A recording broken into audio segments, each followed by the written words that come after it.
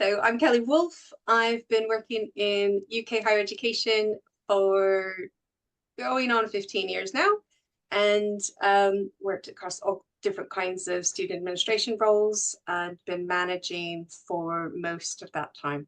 So a lot of lessons learned under the belt. How about you, Fiona? Who are you? Nice. What are you doing here? Okay, well, I worked in higher education for 13 years and then in various roles across, I've worked in Russell Group University, London Business School, which is like, I don't know how to categorise them, and Post 92, and then left and started my coaching business. And so since 2021, I've been coaching into the sector and recently adding some training in. But my main interest is in helping managers in professional services find it less difficult to manage. Finding out how to thrive. Yeah. So I'm Rachel and I've been surviving and thriving in HE since 2011. I've worked in post-92 universities. Mostly I've worked across the student journey, course administration, quality assurance, admissions, research. And recently, I've got to plug it, recently wrote a book called Surviving and Thriving in Higher Education Professional Services, which actually is what led me to you guys, really. Kelly, I think we connected about your research. And the podcast and the podcast you did with Job Shadowing HE, Susanna Marston. And yeah, we connected on LinkedIn, and then Fiona and I had been chatting on LinkedIn and emails for a while now, and I think we'd met through AHEP, hadn't we, originally, or AUA? I think originally on LinkedIn, actually, and then sort of found each other in real life at AHEP and went, oh, real it's you. There's a face to it. Yeah, absolutely. But yeah, we all seem we've been drawn like magnets to each other in that shared space of, you know, management and professional service, and, you know, doing more than just surviving, you know, really trying to help other people to, you know, thrive, Kelly. Thrive. I was going to say blossom.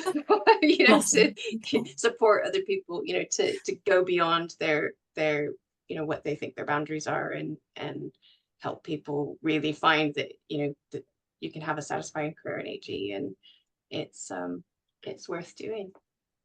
And I think I would add to that also just voicing some of those queries and going, is this normal? And then having people to turn around and go, yes, that's totally normal. It doesn't mean it's okay, but it's totally normal. And you know, here are some thoughts about how to navigate that. So when we first met, we were thinking about how we could have conversations about different things and difficult things in a different way that would be a bit less formal, a bit more accessible to different people, and just cultivate that moment of chatting with a peer or another manager in your team. And if you don't have that, then we can be your peer group. And share advice, guidance, I suppose, experience, stories, things like that. Yeah, and very much that you are not alone in this. Trust me, there are other people out there having the same experiences as you, and yeah, let's not reinvent the wheel. Let's share our collective wisdom across each.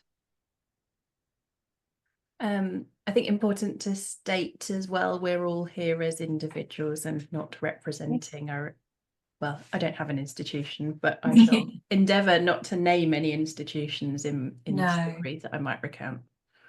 Yes, we're here as HE professionals and managers dealing with all those same challenges that so many people are across the sector, but perhaps just in a more open way. And we share only our own experience. We're not experts, of course. Yeah, very true. So we might have more experience in some areas than others by necessity.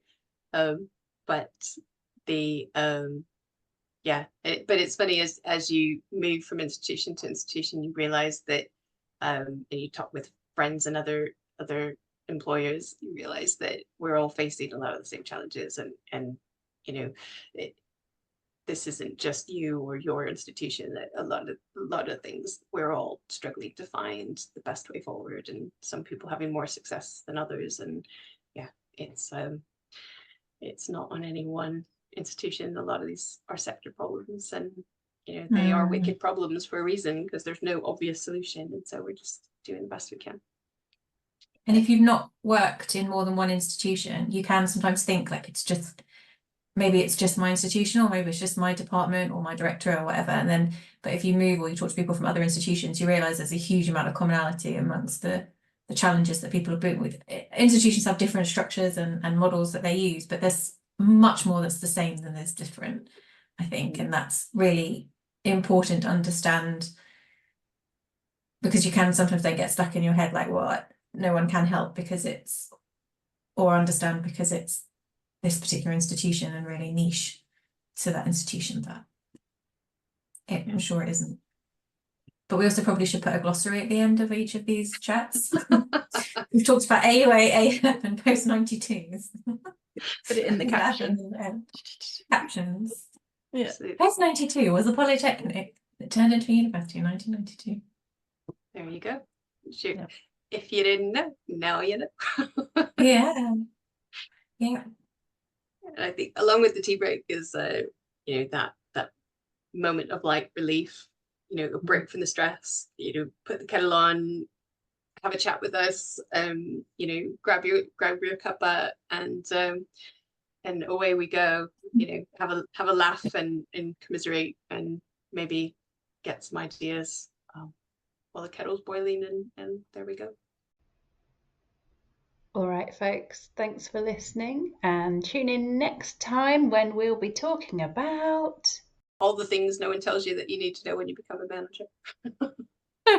In 20 minutes. I think it's gonna be a series. Yeah, that could be like a whole year long series. Part 1 of 792.